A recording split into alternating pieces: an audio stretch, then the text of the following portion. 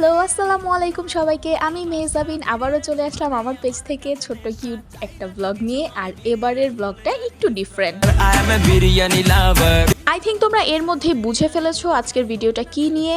Yes guys, তোমরা রাইটটাই guess করেছো।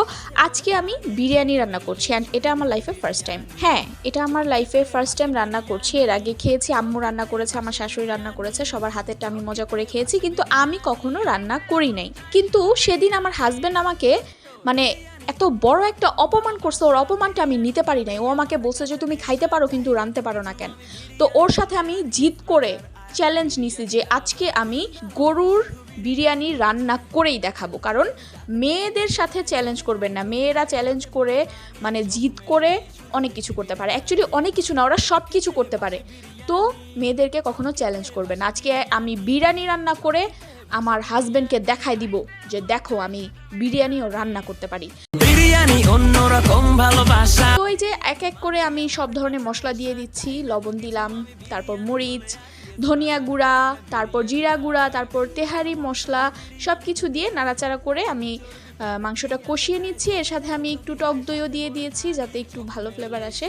মাংসটা ভালো মতো কষানো হয়ে গেলে পরে আমি দিয়ে দিচ্ছি আলু ভাজা, কারণ বিরিয়ানিতে আলু ভাজা না হলে তো চলেই না। আমি আলুগুলো আলাদা করে তেলে ভেজে নিয়েছিলাম, তো সেগুলো আমি অ্যাড করে এখন পানি দিয়ে এটাকে একটু সিদ্ধ করতে দিব আর কি, কয়েক মিনিট। তো মাংসটা এখন পুরোপুরি সিদ্ধ হয়ে গেছে, পানিটাও শুকায় গেছে, তেলটা উপরে ভেসে উঠেছে। এর মধ্যে আমি পোলার চালটা অ্যাড করে দিব। পোলার চালটা দিয়ে কিছুক্ষণ নাড়াচাড়া করে তারপর এটা পানি দিয়ে ঢেকে দিতে হবে। এই পানি দেওয়াটাই হচ্ছে সবচাইতে টাফ জব গাইজ। এই পানিটাই আমি আন্দাজ করতে পারি না, আর এই কারণেই আমি এত জীবন বিরিয়ানি রান্না করতে পারি নাই, খিচুড়িও রান্না করতে পারি নাই।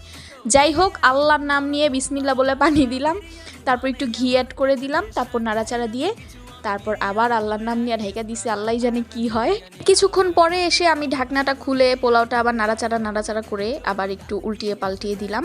আল্লাহ করতে করতে কারো হেল্প ছাড়া লাইফে ফার্স্ট টাইম আমার বিরিয়ানি রান্না ডান। বিরিয়ানি থেকে এত সুন্দর একটা স্মেল বের হচ্ছিল, উফ, ঘ্রাণেই পাগল হয়ে গিয়েছি। সেদিন আবহাওয়াটাও এত জোশ ছিল, কারণ বাংলাদেশে তো এখন বর্ষাকাল চলছে। বর্ষাকালে সারাদিন একটু গুড়ি গুড়ি বৃষ্টি হয়, আর এরকম বৃষ্টি একটা ওয়েদারের মধ্যে গরম গরম তেহারি খেতে যে কি মজা।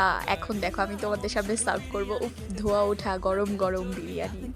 কি যে খুশি লাগতেছিল আমার, আমি লাইফে ফার্স্ট টাইম বিরিয়ানি রান্না করেছি। এখন সেই মাহেন্দ্রক্ষণ চলে এসেছে, এবার আমার রান্না করা বিরিয়ানি টেস্ট করার পালা। তোমাদের মতো আমিও অনেক আগ্রহী খেয়ে দেখার জন্য টেস্টটা কেমন হয়েছে। আর প্রথমবারই মুখে দিয়ে আমার যে রিয়াকশন ছিল, উফ, অস্থির, জোস, অসম, কিউট, ফ্যাবিউলাস, আর কি আছে। আমি নিজের প্রতি নিজেই অনেক গর্ববোধ করছিলাম যে আমি এত ভালো রান্না করতে পারি। ও মাই গড, আমি তো চাইলে একটা বিরিয়ানির দোকান দিয়ে বসতে পারি, আমার তো অনেক সেল হবে, হিউজ সেল হবে, আর হিউজ পরিমাণ প্রফিট হবে। তারপর আমার লেবুর কথা মনে পড়লো। এত মজাদার সুস্বাদু একটা বিরিয়ানির সাথে লেবু না খেলে কি চলে? আমার হাতের বিরিয়ানি খেয়ে আমি নিজেই নিজেকে সাব্বাসি দিচ্ছি। সাব্বাস মেহজাবিন, কি রান্না করেছো তুমি।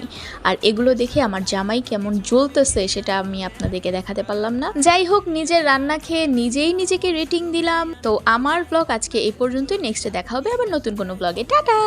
চোখ মেললেই শুধু দেখি বিরিয়ানি, চোখেতে ভাসে বিরিয়ানি, চোখেতে ভাসে